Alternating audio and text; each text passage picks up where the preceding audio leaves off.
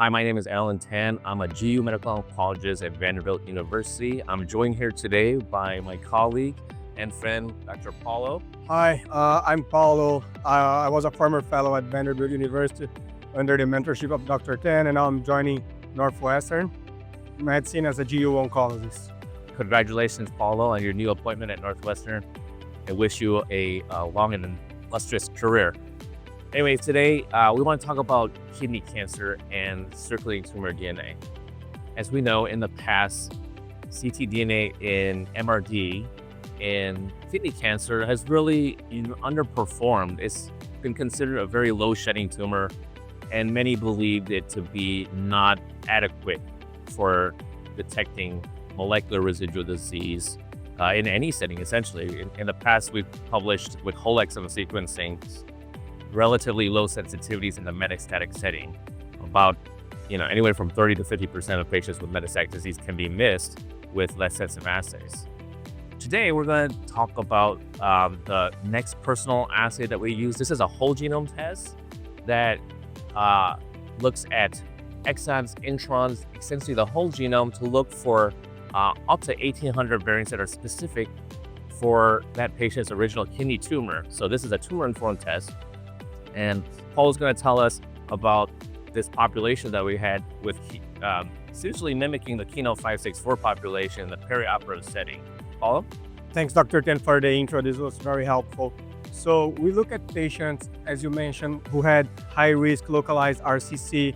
This is a single-center retrospective study.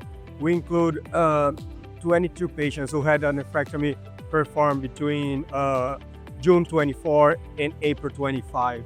These patients had ctDNA assessed at two time points within 3 months from surgery and then at 6 months. Radiological assessments were assessed by the study investigators, and the primary endpoint was the radiologic recurrence rate. So as you can see, most of the patients had radical nephrectomy. A small part of them had partials.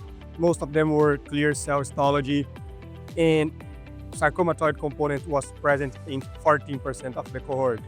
We had a follow-up of 9.3 months, which is a little bit short, but we probably can update these results in the future. All but one patient had ctDNA available at baseline, and all but one patient had ctDNA available at 6 months. What we can see here, I will focus in this swimmer's plot. We have 3 patients who were ctDNA positive at any time point.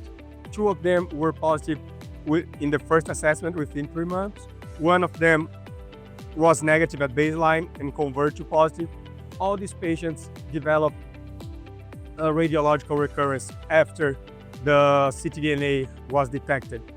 Among the patients with persistent negative ctDNA at baseline and at 6 months, no recurrence were seen in this follow-up.